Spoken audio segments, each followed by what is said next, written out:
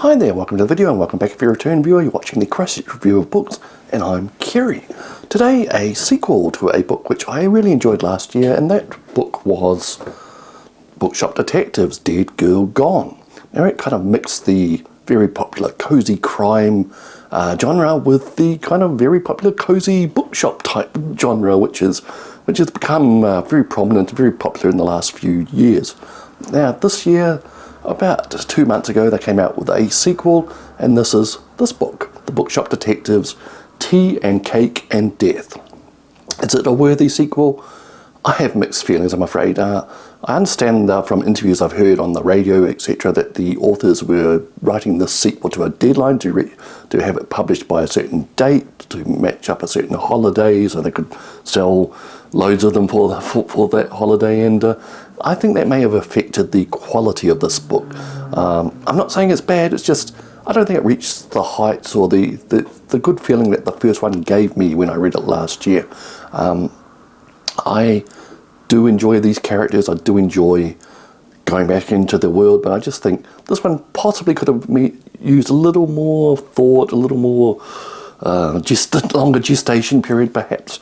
Now basically, if to the uninitiated, The Bookshop Detectives is a cozy crime, like I said, book written by a husband and wife bookshop owners who are based in the North Island East Coast town of Havelock North.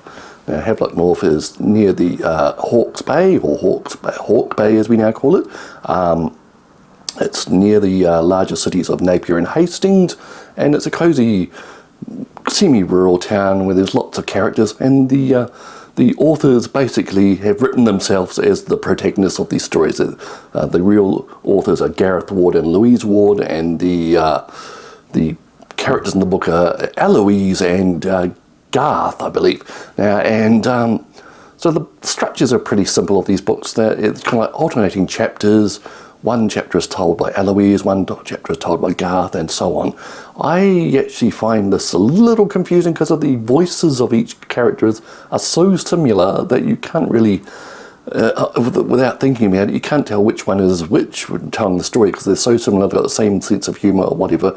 Gareth is put as more of the goofy male type, goofy doofus type thing with his obsessions about gaming and fantasy and whatever, and Louise is like the person who really gets things organised and what have you, but basically they seem to have like the same worldview and sense of humour and what have you, so the alternating chapter thing doesn't really make a big impact on me. But anyway, now the first book saw them solving a mystery which involved murder and all that type of thing. The second book I find is a little less focused.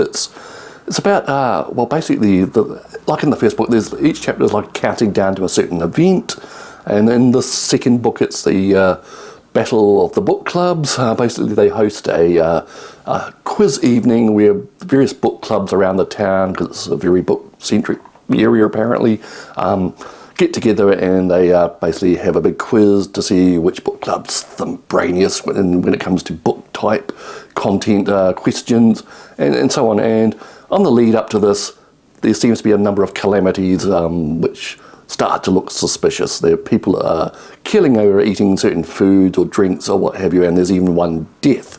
Not to be too spoilerific, but this leads Gareth and Louise to suspect something foul is going on. And is it connected to their old nemesis, who was kind of mentioned in the first book, but it's kind of elucidated more in the second book. There's a literary agent who went bad in the UK called Pinter. Now, of course, another background I forgot to mention that Gareth and Louise were former police officers before they moved to New Zealand and started the bookshop life, as is the actual authors. They went down the same path, so, you know, there's a lot of writing real life in this. And anyway, Pinter was a literary agent who went bad. He turned up killing people, and he somehow captured and tortured Louise before the events that led her running away to New Zealand. And in the first book, it started to show like Pinter, although he's in prison, is starting to reach out, trying to get revenge on the people who put him away, including Gareth and Louise.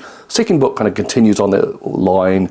Louise has a lot of repressed stress and PTSD type thing going on with Pinter, and when it seems like his talons have reached across New Zealand and starting to hurt people here, possibly as a way of getting revenge. Of course, she is shocked, and Gareth has to help her along in the way, and they're both kind of confused, shocked, and surprised about what's going on.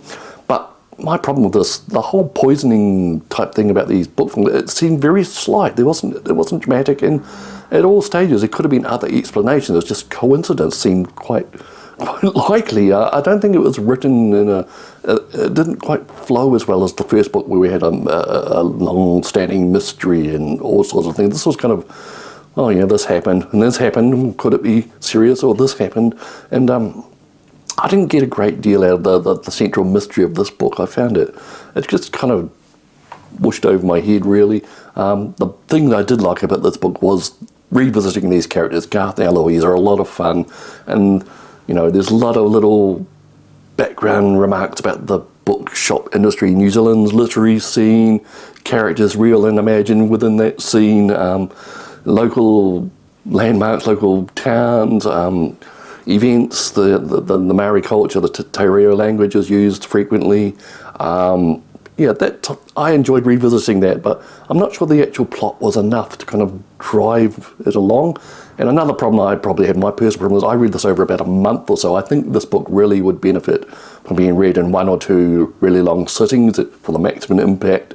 But you know, a cozy book like this, you do really want to dip in and out of it, and visiting old friends, that type of thing. And of course, the character I've neglected to mention so far is Stevie the dog, and he plays quite a serious part in this second book as well. To put it basically, I enjoyed it, but it didn't quite reach the heights for me like the first one did. I think it was kind of more written to a deadline, and that kind of shows. I enjoy these characters, I enjoy the places, I enjoy it being set in New Zealand. See you later, Kiwi. In New Zealand, the local angle is great. If you're overseas, you may enjoy getting a little exotic glimpse of another country or something, and just know that it's really nice to read something set in my own country, which gives me a lot of enjoyment.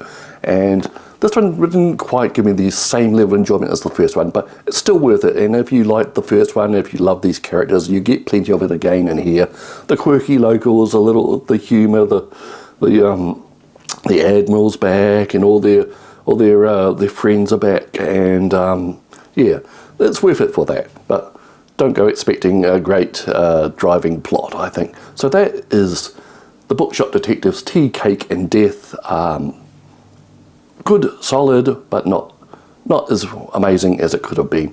All right, so today is Matariki, by the way, the Maori New Year. Well, that's a simple way of putting it. It's when the Pleiades constellation, known as Matariki and Te Reo, is first sighted in the morning, early morning hours, meaning that the whole cycle of the year has started again. Now, there are multiple meanings of Matariki for the Maori people.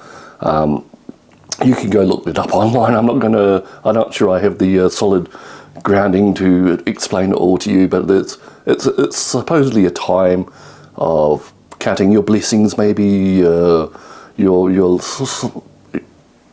having gratitude for your place in life, your friends and family and loved ones. So we can all get in behind that, can't we? And it's only been a public holiday in New Zealand for the last few years, so it's come to the fore, and I think we need it at this time anyway.